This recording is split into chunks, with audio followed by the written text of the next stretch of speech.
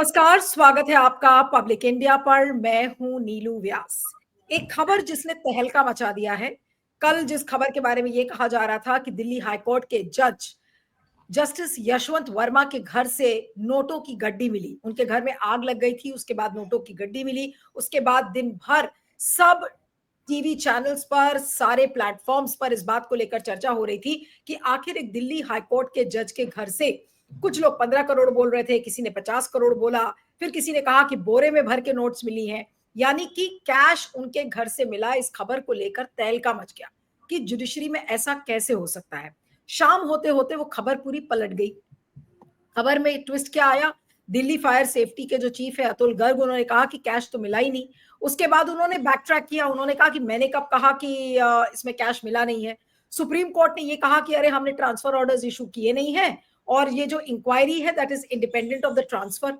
अब समझ में ये नहीं आ रहा है कि यशवंत वर्मा जो जज साहब है दिल्ली हाईकोर्ट के, उनकी इंक्वायरी किस बात को लेकर चल रही है। जब फायर सेफ्टी ऑफिशियल का जब बयान आया कि कोई कैश नहीं मिला, तो ऐसा लग रहा था कि टाइम्स ऑफ इंडिया ने जो कल स्टोरी की है वो बिल्कुल गलत है। अब आज टाइम्स ऑफ इंडिया ने फिर से एक स्टोरी की है। ये इसकी ये देखिए कि ये कॉपी, ये आज का टाइम्स ऑफ इंडिया है। आज का टाइम्स ऑफ इंडिया भी यही कहता है, कैश रिकवरी एट जजेस होम, सीजेआई में डिसाइड ऑन इंक्वायरी टुडे। यानी कि फ्रंट पेज पर आज भी टाइम्स ऑफ इंडिया यही छाप रहा है कि सुप्रीम कोर्ट का पैनल एक इंक्वायरी करेगा। अब मैं इसकी कुछ लाइंस पढ़ देती हूं, उसमें कुछ टाइमलाइंस दी हुई हैं, उसके बारे में मैं बताती हूं। Transfer is not link to the issue, ये सुप्रीम कोर्ट ने कहा है। और ये धनंजय महापात्रा जो कि लीगल न्यूज कवर करते हैं टाइम्स ऑफ इंडिया के, बहुत जाने माने और वरिष्ठ पत्रकार हैं, उन्होंने एक टाइमलाइन दी है कि CJI holds full court meeting till 10:45 AM on Friday. यानी कि शुक्रवार को 11:15 बजे तक सीजेआई फुल कोर्ट एक मीटिंग लेते हैं। 15 minutes past beginning of business hours. None of the 17 Supreme Court benches function till then. यानी कि कोई भी सुप्रीम कोर्ट की बेंच कल फंक्शन नहीं कर रही थी। CJI and 4 most senior judges huddled till 11:10 AM. यानी कि 11:10 तक CJI और जो 3 सबसे वरिष्ठ जजेस हैं वो मीटिंग में थे। उसके बाद नेक्स्ट पॉइंट उन्होंने लिखा है कि SC says transfer of Justice Yashwant Verma an independent move not link to inquiry procedure. अब ये और कंफ्यूजन क्रिएट करता है कि अगर इंक्वायरी हो रही है तो किस बात की इंक्वायरी हो रही है। ट्रांसफर अगर हो रहा है तो उनका ट्रांसफर क्यों हो रहा है, क्या ये पहले से प्लान किया गया था, ये भी एक सवाल है। अब कांग्रेस ने इसको लेकर सवाल किए हैं कि भाई ये किसका पैसा है, कहां से आया, एक जज के घर में क्यों रखा गया, ये एक गुत्थी है जिसको सुलझना चाहिए। अब आखिर कहानी है क्या, असली कहानी क्या है और इसमें झूठा कौन है? जो न्यूज वेबसाइट या टाइम्स ऑफ इंडिया जैसा अखबार जो कि फ्रंट पेज खबर आज भी धड़ल्ले से छाप रहा है, या फिर झूठ कोई और बोल रहा है? आज इसकी असली कहानी, इसका असली राज समझने की कोशिश करेंगे। हमारे साथ सुप्रीम कोर्ट के वकील और एक्टिविस्ट महमूद प्राचा इस समय जुड़ रहे हैं। महमूद, आपका बहुत बहुत स्वागत है पब्लिक इंडिया पर। Thank you so much for joining. इस कहानी का अलग अलग ट्विस्ट, अलग अलग टर्न देखने को मिल रहा है। आपके हिसाब से ये केस क्या है? क्या इतना पेचीदा है कि अब सॉल्व नहीं हो सकता?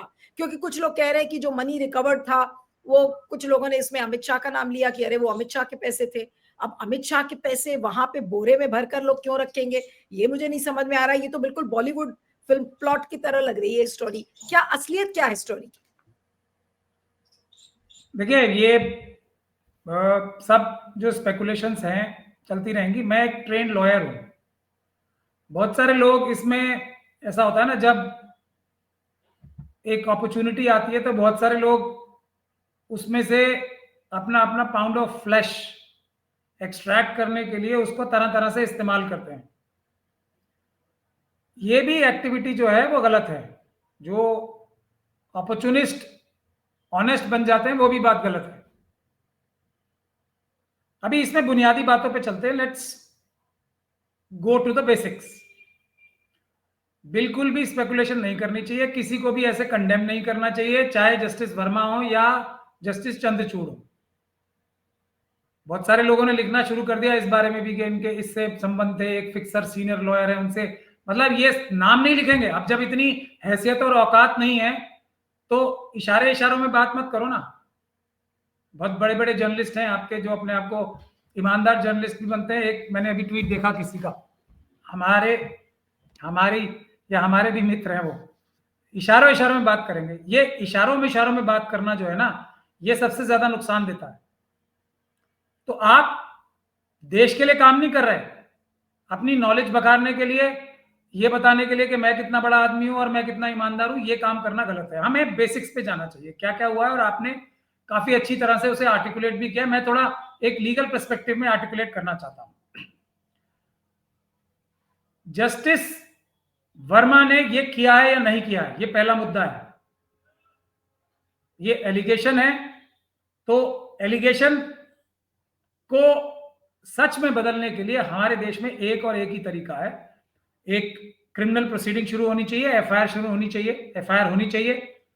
और क्योंकि हाईकोर्ट के जज हैं, तो चीफ जस्टिस की परमिशन से एफआईआर दर्ज होनी चाहिए, एक बात। उसके बाद ये पता करना चाहिए, और उसका तरीका एक प्राचा, लेकिन आपने कहा कि एफआईआर होनी चाहिए, तो ये एफआईआर तो फिर यशवंत वर्मा को करानी चाहिए। अगर उनके खिलाफ ये आरोप है तो वो एफआईआर जाए। और मैं आ रहा हूं, मैं तथ्यों पे आ रहा हूं। जरूरी नहीं है कि यशवंत वर्मा साइड की तरफ से हो, या हाईकोर्ट की तरफ से हो, या ऐसे लोगों की तरफ से हो जस्टिस वर्मा के खिलाफ जो बोल रहे हैं, ये बात जरूरी नहीं है। एफआईआर दर्ज होनी चाहिए, दो ऑपोजिशन वाली या ऑपोजिट एफआईआर भी दर्ज हो सकती है। Investigation free and fair transparent होनी चाहिए। उसके बाद इन्वेस्टिगेशन इस बात की होनी चाहिए, पहली चीज, क्या वहां पे पैसा मिला या नहीं मिला, पहली बात। पैसा मिला तो वो किसका पैसा था, क्या पैसा वर्मा साहब का था, या वहां पे किसी ने झूठा प्लान करा दिया उनको फंसाने के लिए, कोलिजियम सिस्टम को डिस्क्रेडिट करने के लिए।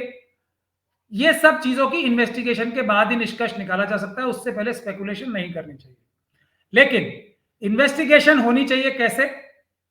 सुप्रीम कोर्ट के सिटिंग जज उसको मॉनिटर करेंगे, और कोई एक स्पेशल इन्वेस्टिगेशन टीम बननी चाहिए, जिसको सेलेक्ट भी सुप्रीम कोर्ट के एक बेंच द्वारा किया जाना चाहिए।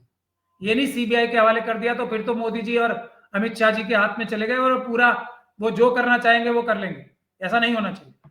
और इस सारी इन्वेस्टिगेशन की वीडियोग्राफी होनी चाहिए, और वीडियोग्राफी जो है वो पब्लिक डोमेन में भी आनी चाहिए, क्योंकि कोई इन्वेस्टिगेशन में ऐसी चीज नहीं होती है कि वो छुपा ली जाए। जब इन्वेस्टिगेशन पूरी हो जाए, चार्जशीट फाइल हो जाए, तो इस इन्वेस्टिगेशन की सच्चाई दुनिया के सामने दिखाने के लिए justice should not only be done, it should seem to have been done होना चाहिए। इन्वेस्टिगेशन के लिए भी यही सही। तो ये इन्वेस्टिगेशन सारी beginning to end public domain में भी आनी चाहिए। ये है इसका तरीका। और सबसे महत्वपूर्ण बात है, जो सीसीटीवी कैमरा हर एक जज साहब के घर के बाहर लगा होता है, वो उसकी भी रिकॉर्डिंग पब्लिक करनी चाहिए। दूध का दूध और पानी का पानी उससे होने के लिए पहला मजबूत स्टेप होगा। अब हमारे पास तथ्य क्या है? हमें एक टाइम्स ऑफ इंडिया ने एक स्टोरी की। अब मैं बिल्कुल अनबायस तरीके से टाइम्स ऑफ इंडिया को भी एक ईमानदार पत्रक या न्यूज़पेपर मान के आगे चल रहा हूं।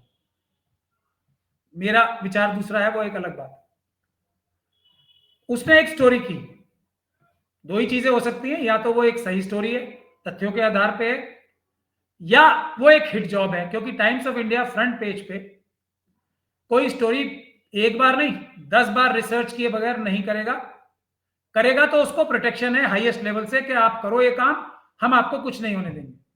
तो ये हिट जॉब है। फिर हिट जॉब है तो किसको इसने परेशानी दी है? इस हिट जॉब ने जस्टिस वर्मा एक बहुत छोटे एक जज है, सिर्फ छोटी चीज है, हमारे पूरे जस्टिस सिस्टम को अटैक किया है। इसकी वजह से जस्टिस वर्मा का नाम खराब नहीं हो रहा है, देश के सारे जजेस को अब करप्ट माना जा रहा है विदाउट एक्सेप्शन।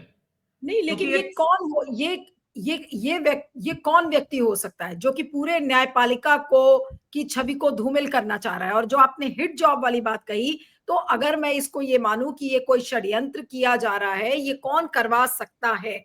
मतलब मैं ये नहीं कह रही हूँ कि आप पिन पॉइंट करके नाम बताइए, लेकिन ये कौन सा व्यक्ति, किस कैटेगरी का व्यक्ति हो सकता है? पहली चीज तो ये है कि ये हिट जॉब है या एक जेन्युइन न्यूज है, ये एक इन्वेस्टिगेशन का विषय है। उसके बगैर ना मैं बता सकता हूं ना कोई बता सकता है। मैं भी अंदाजा लगा सकता हूं हालात के हिसाब से, फैक्ट स्टेट करके, और मैं केयरफुली लगा रहा हूं अंदाजा भी। उसके बाद आप देखिए हरीश साल्वे साहब ने सीधा अटैक किया एनडीटीवी पे। और एनडीटीवी किसका चैनल है?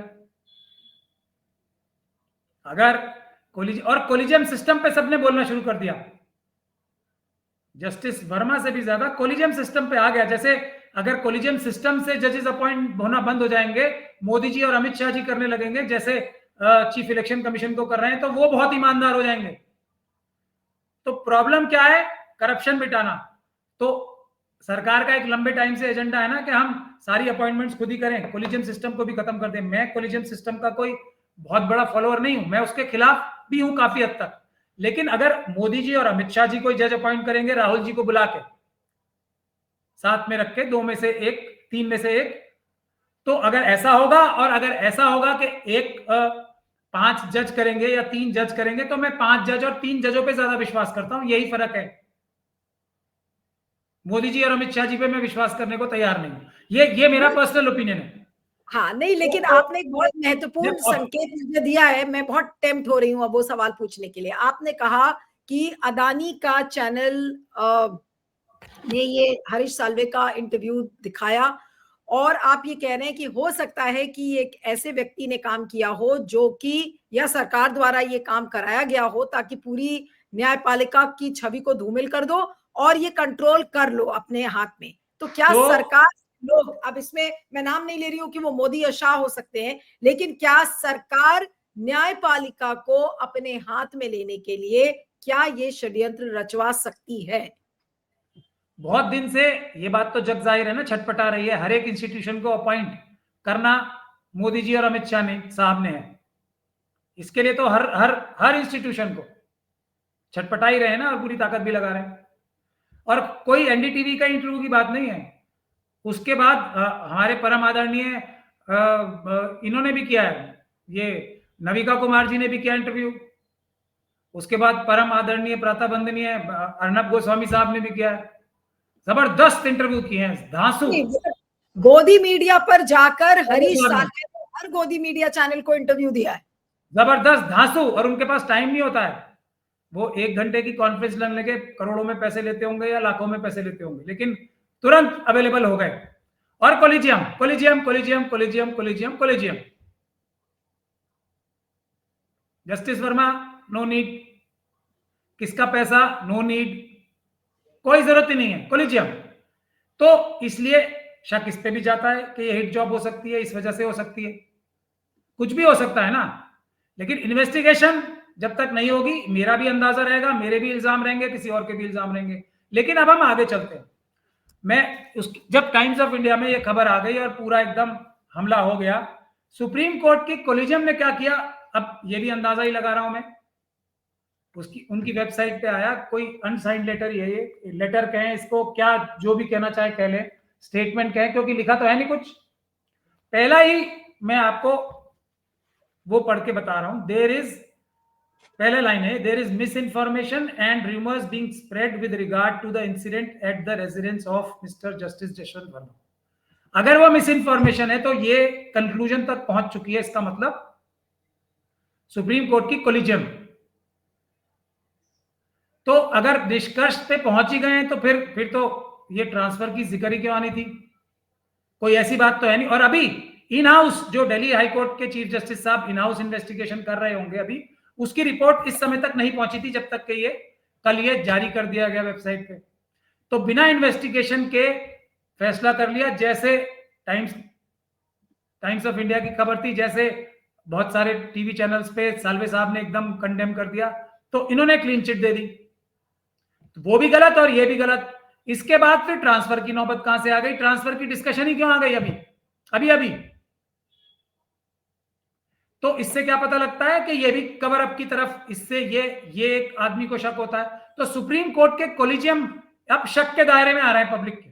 और ये सबसे खतरनाक काम सुप्रीम कोर्ट का कोलिजियम कर रहा है कि अपने पैर पे खुद कुल्हाड़ी मार रहे हैं। जिस डाल पे वो बैठे हैं उसमें ऐसा बायस्ड काम करके खुद ही अपनी जो गरिमा है वो गिराया है सुप्रीम कोर्ट के कोलिजियम ने। मुझे सबसे ज्यादा इसका दुख है जस्टिस वर्मा से भी ज्यादा। तो करना क्या चाहिए? सुप्रीम कोर्ट ने क्या ये जानबूझ के किया या इनसे करवाया गया? मुझे तो ये नहीं समझ में आ रहा है, क्योंकि अपनी गरिमा अपने हाथों से सुप्रीम कोर्ट का कोलिजियम क्यों गिराएगा? सुप्रीम कोर्ट के कोलिजियम को ये कोई रॉकेट साइंस में आपको नहीं बता रहा हूं, जो या अब तो कॉइन जो नई नई चीजें आती जा रही हैं, एआई आ गया, अब तो एआई के भी आगे लोग जा रहे हैं, तो कोई ये ऐसा मुश्किल काम नहीं है कि किसी भी चीज की सच्चाई जानने के लिए एक ही तरीका है, और कोई तरीका है ही नहीं भारत के संविधान में बाबा साहब के। वो है investigation, neutral investigation, free and fair investigation, transparent investigation. और वो किए बगैर आपने फैसला कर दिया, एक तरफ से फैसला इस तरफ से हो गया, उस तरफ से दूसरा हो गया। और इस चक्कर में नेक्स्ट स्टेप क्या हुआ, एक हैं जयराम रमेश साहब, जिनको मैं स्लीपर सेल का इल्जाम लगाता हूं और बोलता हूं बार बार, चुनाव में मशीनों की चोरी जो होती है, चोरी की मशीनें जो हैं, उसके सिलसिले में उन्होंने राज्यसभा में मुद्दा उठा दिया।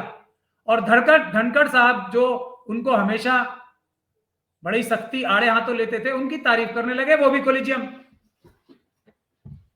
महमूद, इस समय एक ट्वीट आया है स्वाति चतुर्वेदी का, जो कि वरिष्ठ पत्रकार है, मैं उसको पढ़ना चाह रही हूँ और मैं चाहूंगी कि उसको हम प्ले भी कर दें।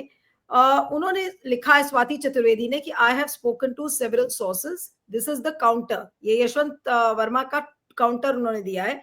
Offering in the interest of public information, apparently it's all a big conspiracy against justice Verma, money was planted at his house, it's all fixed. अब उन्होंने क्रोनोलॉजी दी है। CJI Khanna retires on May 11th. Delhi High Court has 24 vacancies. DK Upadhyaya, who went from Allahabad High Court to Bombay High Court and has now become Delhi's Chief Justice, is an upright guy. 2 other judges along with him are the collegium members to recommend the name of High Court judges. Yashwant Verma is the 3rd member within that collegium, apparently an upright person. So, has this been done to fix him and send him back to Allahabad High Court, so that names of judges who the government prefers can be sent by this collegium without him? अब बताइए, ये एक नया twist आ रहा है। और स्वाति चतुर्वेदी एक वरिष्ठ पत्रकार है, उन्होंने कहा है कि मैंने कई लोगों से बातचीत की है और उसके बाद वो एक निष्कर्ष पे निकली है कि यशवंत वर्मा के साथ एक बड़ा षड्यंत्र रचा गया है, क्योंकि वो निहायती ईमानदार जज है और कैश का जो बोरा था या बैग था, जो भी था, उसको प्लांट कराया गया उनके घर में। ये हो सकता है पॉसिबिलिटी? देखिए, मैं तो ये बात कल से आपके इंटरव्यू से कह ही रहा हूं ना, जो हमने आपके चैनल पे भी दिया था इंटरव्यू जस्टिस काटजू के साथ। अब ये स्वाति चतुर्वेदी साहिबा भी वही काम कर रही हैं जिसको मैं मना कर रहा हूं। अब उन्होंने एक नया एंगल दे दिया, अब सोर्सेज बताएगा नहीं कोई, यही करा दें एफआईआर जाके। टाइम्स ऑफ इंडिया के खिलाफ एफआईआर क्यों नहीं कराते? मैंने तो कल से ये बात कही है ना, आपके इंटरव्यू में भी यही कह रहा हूं मैं। ये बात पता करने का एक ही तरीका है, जो एफआईआर कराने से बच रहा है वो शक के दायरे में है। सीधी सीधी बात है। ये भी हो सकता है, बिल्कुल हो सकता है, मैं मान रहा हूं, कुछ भी हो सकता है, क्योंकि हम लोगों को बड़ा लंबा चौड़ा एक्सपीरियंस है। तो इसमें टाइम्स ऑफ इंडिया भी एफआईआर करा सकता है, टाइम्स ऑफ इंडिया भी एफआईआर करा सकता है। भाई, उन्हीं की खबर को झूठा साबित करने की कोशिश की जा रही है, वो लोग करा सकते हैं, या फिर यशवंत वर्मा कराएं अगर वो बिल्कुल पाक साफ है। तो Times of India, to be fair to them, वो तो कंफर्टेबली बैठे हैं ना, उन्होंने तो एक गॉन्टलेट फेंक दिया है मार्केट में, मतलब they have put the card, there card on the table. वो किस बात की एफआईआर कराएं?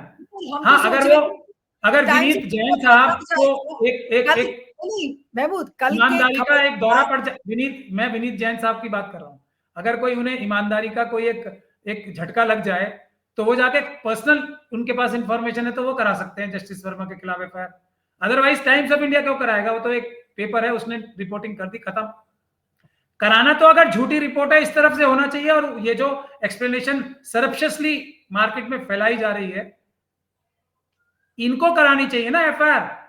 इनको कोई उतनी तकलीफ ही नहीं हो रही है, ये शक के दायरे में। मैं देखिए, मैंने आपके इंटरव्यू में इनको मतलब आप यशवंत वर्मा की बात कर रहे हैं कि इनको यशवंत वर्मा साहब की इतने बड़ी साजिश को ये इतने लाइटली ले रहे हैं। मेरे लिए देखिए, मैं इनको ईमानदार समझता हूं जब तक के ट्रायल नहीं हो जाएगा। और मैंने बहुत ज्यादा, मैं तो ये बोलता हूं कि हर एक हाई कोर्ट में मुट्ठी भर ईमानदार लोग जजेस हैं, सुप्रीम कोर्ट में भी मुट्ठी भर ईमानदार जजेस हैं, पूरी तरीके से ईमानदार जो हैं, और डिस्ट्रिक्ट कोर्ट्स में भी पूरी तरीके से ईमानदार मुट्ठी भर लोग ही हैं। मैं यशवंत वर्मा जी को उनमें से एक मानता था, और कई लोगों ने मुझे कल से टॉन्ट कर रहे हैं इसी बात के लिए कि ये देखो तुम्हारे वाले ईमानदार जज क्या कर रहे हैं। तो मेरा तो इसमें पर्सनल लॉस ऑफ रेपुटेशन भी हुआ है। मैं तो बहुत ज्यादा उत्सुक हूं कि कुछ और सही हो, लेकिन वो कुछ और सही होने के लिए वो ललक, वो हिम्मत जो, और वो गुस्सा, वो नजर नहीं आ रहा ना इस तरफ से कहीं से भी। और ये तो हाई कोर्ट के जो जो एडमिनिस्ट्रेटिव साइड है उसको गुस्सा आना चाहिए ना, सुप्रीम कोर्ट के कोलिजियम को गुस्सा आना चाहिए ना। ये तो कैसे हमारे व्यक्ति के खिलाफ झूठा इल्जाम लगा दिया इसने, टाइम्स ऑफ इंडिया को हम देशद्रोह के मुकदमे में बंद करेंगे क्योंकि ये देशद्रोही है, ये टेरर एक्टिविटी है अगर ये झूठी है तो। इससे कितनी बड़ी देश की व्यवस्था पे धक्का लगेगा, लोग डरने लगेंगे अदालतों में जाने से पहले। बिल्कुल। लेकिन ये जब एफआईआर नहीं हो रही है तो टाइम्स ऑफ इंडिया का पक्ष जो है मजबूत और मजबूत दिन ब दिन होता जा रहा है। लेकिन हमला, अब मैं आगे उसी बात पे चल रहा था ना कि जयराम रमेश जी ने वहां उठा दिया, जिन्हें मैं स्लीपर सेल कहता हूं आरएसएस और बीजेपी का। जगदीश धनखड़ साहब ने उनको हाथों हाथ लिया, पूरी डिबेट शुरू हो गई। उसी टाइम पे जो धनखड़ साहब हैं, जो राहुल जी और जो बीजेपी और आरएसएस राहुल जी की एक जो मुकदमा है उनके ऊपर, एक छोटा सा, उसमें उनकी मेंबरशिप मतलब एक झटके में छीन सकते हैं। इतनी बड़ी फोर्जरी को उन्होंने, धनखड़ साहब ने ये कहा है जो जस्टिस यादव के खिलाफ आपने जो 55 मेंबर ऑफ पार्लियामेंट के सिग्नेचर्स करा के दिया है राज्यसभा का, उसमें से एक फोर्ज्ड है, 2 साइन है, और उन्होंने मना भी कर दिया कि मेरे साइन ही नहीं है, ये तो फोर्जरी हो गई। और धनखड़ साहब का दिल इतना बड़ा हो गया कि उन्होंने कहा हम ये माफ कर देते हैं, कोई बात ही नहीं है जी, आपने फोर्जरी करा ली। मेरा शक और मजबूत होता है, वरना इसी बात पे पकड़ के वो एकदम डिस्ट्रॉय कर देते सारी जो नॉन कॉन्फिडेंस जो इम्पीचमेंट की प्रोसीडिंग है। तो नहीं कर रहे, तो कोलिजियम के ऊपर सब अटैक कर रहे हैं एक साथ मिलकर। मैं कोलिजियम को मोदी जी और अमित शाह जी के ऊपर एनी डे प्रेफर करूंगा। तो मेरा तो यह है, इसलिए मुझे और ज्यादा तकलीफ है। तो जब तक कोई भी व्यक्ति, अब ये मार्केट में जो ये कानाफूसी का खेल शुरू हो रहा है ना, ये दोनों तरफ के प्लेयर्स करेंगे अब, तो इसका मतलब दोनों एक जैसे है ना, ये इनका गेम है ना, किसी इस साइड को इंसाफ की जरूरत है ना उस साइड को इंसाफ की जरूरत है। अब तो पूरा एक वॉर शुरू हो गया है मिस इन्फॉर्मेशन मैनेजमेंट का। और इस सब चक्कर में एक और चीज जो है, जो बार बार हम भूल जाते हैं, इलाहाबाद हाईकोर्ट के अलावा अभी तक, और सुप्रीम कोर्ट के जो प्रेसिडेंट है वो कपिल सिब्बल साहब हैं, उन्होंने एक ऐसी न्यूट्रल सी स्टेटमेंट दी है कि दोनों पक्षों को खुश रखें। अब जबकि उनकी जरूरत सबसे ज्यादा है न्यूट्रलिटी ऑफ जुडिशरी मेंटेन करने की, बार जो है ना नीलू जी, मदर होती है बेंच की। सुप्रीम कोर्ट की बेंच की, सुप्रीम कोर्ट की बार सुप्रीम कोर्ट की बेंच की मदर मानी जाती है हमारे कॉमन पार्लेंस में, जुडिशल। तो जो मदर है वो बड़ी न्यूट्रल और बड़ा ही मैनेजमेंट वाला, कि इनको भी खुश रखूं और उनको भी खुश करूं और बीच में से निकल जाऊं और दोनों से मजे लेता रहूं, दोनों से फायदा उठाता रहूं, ऐसी स्टेटमेंट कपिल सिब्बल साहब ने दे दी। उस तरफ है एक इंसाफ और बराबरी और संविधान के मानने वाले इलाहाबाद हाईकोर्ट के जो बार है, वहां के प्रेसिडेंट साहब ने सीधे सीधे बोला है और रेजोल्यूशन पास किया है क्या, कि अगर सुप्रीम कोर्ट की कोलिजियम ये तय कर रही है कि इनके करप्शन के चार्जेस पे इन्हें हम ट्रांसफर कर रहे हैं, तो इलाहाबाद हाईकोर्ट क्या डस्टबिन है कि जहां करप्ट जजेस आएंगे? उन्होंने एकदम 100% सटीक बात कही है। उन्होंने ट्रांसफर के खिलाफ बेसिक मुद्दा उठाया है और उन्होंने ये बात होने से पहले मना कर दी। नहीं, लेकिन सुप्रीम कोर्ट तो कह रहा है ना कि transfer is independent of the inquiry, यानी कि ट्रांसफर का कोई लेना देना नहीं है इंक्वायरी से। सुप्रीम कोर्ट ने ये कहा है, जो आज की ये टाइम्स ऑफ इंडिया की खबर कह रहा है, इसमें लिखा हुआ है supreme court says transfer is independent. देखिए, मैं ये कह रहा हूं, मैं तो टाइम्स ऑफ इंडिया नहीं पढ़ रहा हूं, मैं तो वो स्टेटमेंट पढ़ रहा हूं जो बाहर जो सुप्रीम कोर्ट की वेबसाइट पे आई है, वो भी इस तरह का हिंट कर रही है। तो फिर ये बताएं ना क्लियरली, हमने टाइम्स ऑफ इंडिया के खिलाफ ये एक्शन ले लिया है। देखिए, टाइम्स ऑफ इंडिया ने खबर तो की है, सुप्रीम कोर्ट ने इसे इंसिडेंट भी माना है, ऊपर ही पहली लाइन में ही। क्या वो इंसिडेंट सिर्फ आग का था? मतलब वहां कोई आग ही नहीं लगी, ये कहना चाहती है कोलिजियम सुप्रीम कोर्ट की कि वो मिस इन्फॉर्मेशन आग लगने के बारे में? ऐसा तो नहीं है ना। तो टाइम्स ऑफ इंडिया में तो पूरा एकदम इतना एक्सप्लिसिटली कहा गया है, पैसे और गड्डियां नहीं, पता नहीं इतना लार्ज ब्रांच ऑफ मनी।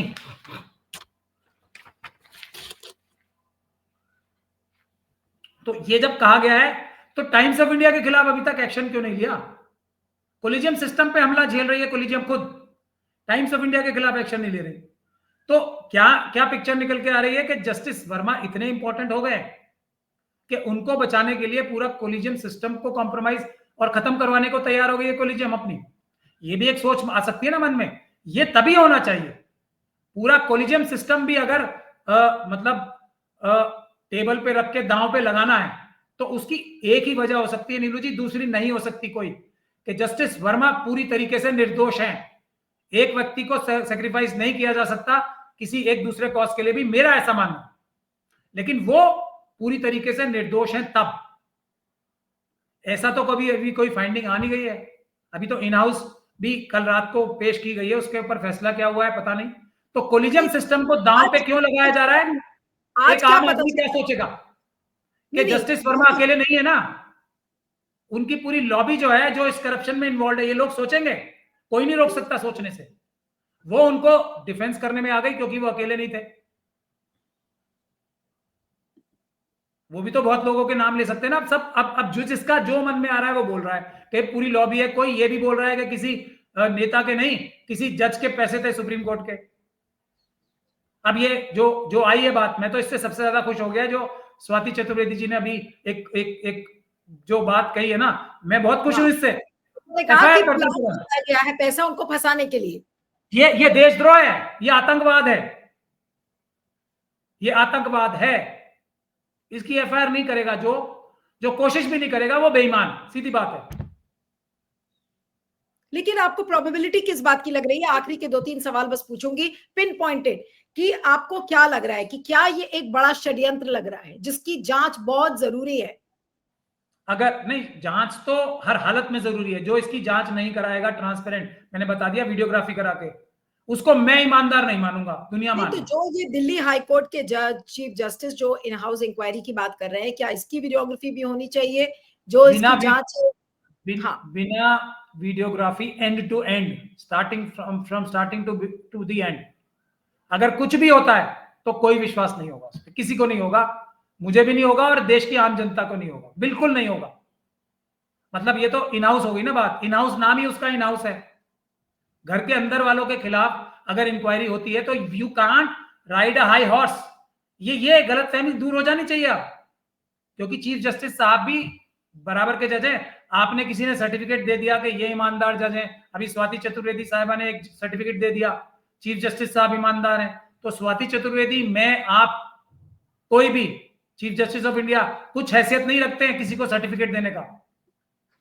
कल हमारे इंटरव्यू में काजू साहब भी कह रहे थे कि मैं कह रहा हूं तो मेरी बात मान लो, मैं फैमिली को जानता हूं। ये सब कुछ नहीं चलता इन सब में। बल्कि अगर कोई जानकार है तो उनको तो इसमें पढ़ना ही नहीं चाहिए। इन हाउस तो इंक्वायरी होनी नहीं चाहिए, यही है ना। अगर एक चोरों का गैंग है तो उसके बॉस से इंक्वायरी नहीं कराई जाएगी चोरी की कभी भी। मैं एग्जांपल देके बता रहा हूं आपको, पैराफ्रेज करके। आपका जो पूरा इंटरव्यू मैं सुन रही हूँ उसमें से 2 चीजें निकल रही हैं। जांच बहुत जरूरी है ये आपने कहा, लेकिन आज 2 नए पॉइंट्स जो निकल कर आ रहे हैं कि या तो यशवंत वर्मा के घर में वो 50 करोड़ या 15 करोड़ या जितने भी करोड़ थे उसका बैग प्लांट कराया गया बैग या पूरा रूम, मैं वो नहीं कह रहा, पूरा वहां तो रूम है ना, बैग का भी जिक्र नहीं आया, कोई हाँ, कहीं से जिक्र नहीं आया कोई नहीं, बैग का। हाँ, कहीं से एक बोरे एक का रूम जिक्र। में पैसे निकलने का जिक्र टाइम्स ऑफ इंडिया में आया। हाँ, तो कैश रिकवर हुआ, वो चीज एक सच्चाई नजर आ रही है जो तथाकथित रूप से। नहीं, मैं नहीं कह रहा हूँ, ये एक रिपोर्टिंग हुई है, ये सच्चाई है। हाँ, ये टाइम्स ऑफ इंडिया की रिपोर्ट में था। मैं ये कह रही हूँ कि आपके इंटरव्यू करने के बाद जो चीज समझ में आ रही है कि या तो यशवंत वर्मा के साथ बड़ा षड्यंत्र हुआ है, और या तो फिर सरकार का कोई व्यक्ति, मैं कोई व्यक्ति कर रही हूं, नाम नहीं ले रही हूं, कि सरकार का कोई व्यक्ति पूरे न्यायपालिका के साथ षड्यंत्र कर रहा है। यशवंत शर्मा वर्मा जी के साथ षड्यंत्र नहीं हुआ है। अगर ये उस लेवल पे षड्यंत्र है, अगर सिर्फ उन्हीं के ऊपर अटैक होता तो ये बात मानी जा सकती थी। अगर ये षड्यंत्र है, और ये इन्वेस्टिगेशन से ही पता लग सकता है, मैं बार बार ये केवेट रख रहा हूं, तो ये पूरे कोलिजियम सिस्टम के खिलाफ षड्यंत्र है। क्योंकि उसके बाद जो इंटरव्यू और जो अटैक हुआ है ना, पूरा जो सो कॉल्ड जो कन्वीनियंट मीडिया है, वो कोलिजियम सिस्टम पे है। तो ये तो उसका एक ट्रिगरिंग पॉइंट था, बहाना बनाया गया ऐसे। तो ये बात है, या तो इसके लिए कोई भी व्यक्ति अगर आराम से बैठ जाता है कुछ, मतलब इसके लिए द काइंड ऑफ सीरियसनेस और इमरजेंसी इमरजेंट इसमें जो एक्शन होना चाहिए, रिएक्शन होना चाहिए, वो नहीं दिखाता है। तो ये फिर शक के दायरे में डालता है कि टाइम्स ऑफ इंडिया की खबर जो है उसमें तथ्यात्मक रूप से सही है। और अगर ये सही भी है तब भी जो कोलिजियम है हमारा, अगर अब मैं ये प्रिजम्पशन लेके चल रहा हूं विद अगेन अ कैविएट कि ये इन्वेस्टिगेशन का विषय है सारा। कोलिजियम पर अटैक मतलब कि न्यायपालिका पे अटैक। एक और आयाम है ना इसमें, वो आप समझ लीजिए। सपोजिंग जस्टिस वर्मा इसमें एक तरीके से जो एलिगेशंस हैं वो उसको एक सेकंड के लिए सच मान लेते हैं, तो ये एक मौका देख के गिद्ध टूट पड़े उनके ऊपर, भेड़िए टूट पड़े कि एक व्यक्ति का है इल्जाम या गलती, हम पूरे कोलिजन सिस्टम को लपेट दें या उसको पूरा ये मौका इस्तेमाल कर लें। तो कोलिजियम हमारा अपने आप को बचाना क्यों नहीं चाह रहा, क्यों दांव पे लगा रहा है? इससे क्या शक जाहिर होता है, क्या लोगों के मन में आशंका जाहिर होती है कि तार बहुत सारे लोगों के से जुड़े हुए हैं, इसमें पूरा गैंग था एक। इससे ये शक पैदा हो रहे हैं लोगों के मन में कि अगर यशवंत वर्मा साहब ने इतनी बड़ी गलती की है तो कोलिजन सिस्टम क्यों अपनी नेक उसमें लगा रहा है? Why is the collision system, collision, the entire collision sticking out its neck? ये लोगों के मन में शंकाएं, और अगर जब तक जो बात छुपाई जाती है ना, पर्दा रखा जाता है, तो एक के बाद एक शंकाएं बढ़ती जाती हैं और वो पाइलअप होती रहती हैं। और इसको अरेस्ट करना, इसको खत्म करना, जल्दी से जल्दी खत्म करना टोटली रिस्पॉन्सिबिलिटी है कोलिजियम की हमारे। वो नहीं हो रहा है, इसका हमें सबसे ज्यादा दुख है, वन वे और द अदर। और इसका जल्दी से जल्दी इन्वेस्टिगेशन करा के पब्लिक डोमेन में आनी चाहिए, वो वीडियोग्राफी भी पब्लिक डोमेन में आनी चाहिए। जब अगर कोई भी चार्जशीट या इन्वेस्टिगेशन के अंत में जो रिपोर्ट फाइल होती है उसके बाद सारी चीजें पब्लिक डोमेन में डाल देनी चाहिए। ये है सच। हमारे अब जो सबसे आपका इंटरव्यू जितने भी लोग देखेंगे, पब्लिक इंडिया के सारे दर्शक, आई एम श्योर काफी लोग इसको देखेंगे, वो यही समझेंगे कि सरकार न्यायपालिका को अपने नियंत्रण में करने के लिए, कंट्रोल करने के लिए, ये क्या यशवंत वर्मा को एक मोहरा बनाकर ये पूरी चाल चली गई है कि किसी भी तरीके से कोलिजियम सिस्टम को खत्म कर दो, न्यायपालिका को अपने कंट्रोल में कर लो। क्या यही है बड़ा खेल? ये या एक गलती पकड़ ली उन्होंने, या तो गलती थी नहीं, गलती क्रिएट की, पूरा ही हिट जॉब था, या किसी से गलती हो गई तो वो गलती पकड़ के उन्होंने पूरे घर को ही जलाने की चेष्टा कर रहे। एक व्यक्ति ने, किसी ने कोई गलती कर दी तो पूरा खानदान जलाने की चेष्टा कर रहे हैं, पूरी कम्युनिटी, जैसे करते भी है ना आरएसएस वाले। क्या करते हैं, एक यदि किसी मुस्लिम समाज के व्यक्ति ने या किसी सिख समाज के व्यक्ति ने या किसी ओबीसी या शेड्यूल कास्ट शेड्यूल ट्राइब समाज के व्यक्ति ने कोई गलती कर दी तो पूरे समाज को आरएसएस और बीजेपी पेंट नहीं करती। ये तो इनका कॉपी बुक स्टाइल है ना। तो पूरी जुडिशरी को ही लपेट दो, पूरा कोलिजियम सिस्टम लपेट दो। तो फिर तो जिम्मेदारी अब सुप्रीम कोर्ट की है कि अपने आप को बिल्कुल पाक साफ करे और कहते कि भाई हमें कंट्रोल नहीं चाहिए एग्जीक्यूटिव का। बिल्कुल, और ये रही सच्चाई। और ढूंढे हिट जॉब, मॉनिटर करें इन्वेस्टिगेशन, ट्रांसपेरेंटली करवा के इन्वेस्टिगेशन, ये रहा हिट जॉब, या ये रहा हमारे आदमी की गलती और हमने उसे सजा दे दी। यही दो चीजें होनी चाहिए। अगर नहीं होती तो ये इल्जाम हर एक के दामन पे जाएगा, हर जज के दामन पे जाएगा। कोलिजियम तो छोड़ ही दीजिए आप। बिल्कुल बिल्कुल, बहुत आई ओपनिंग इंटरव्यू था और मैं सभी दर्शकों से गुजारिश करूंगी कि इस इंटरव्यू को ज्यादा से ज्यादा देखें, उसे वायरल भी करें ताकि लोग समझ में आए कि आखिर बड़ा खेल क्या है। टाइम्स ऑफ इंडिया की कल एक रिपोर्ट आई थी और आज ये दूसरी रिपोर्ट आने के बाद मैंने शाम को महमूद प्राचा का इंटरव्यू किया है और आप इस इंटरव्यू को सुनिएगा और देखिएगा कि अब इस इंटरव्यू के बाद चीजें किस तरीके से मोड़ लेती हैं, चाहे वो न्यायपालिका का मोड़ हो और या फिर एग्जीक्यूटिव का क्यों ना हो। और कॉन्स्पिरेसी थियरीज ऑलरेडी चल रही हैं। स्वाति चतुर्वेदी का ट्वीट मैंने आपको पढ़ के सुना दिया, तो इसलिए आप you can put 2 and 2 together and see how the things unfold in the coming days. Thank you so much, Mahmood Pracha, for joining on Public India. Thank you. Thank you so much for talking to me.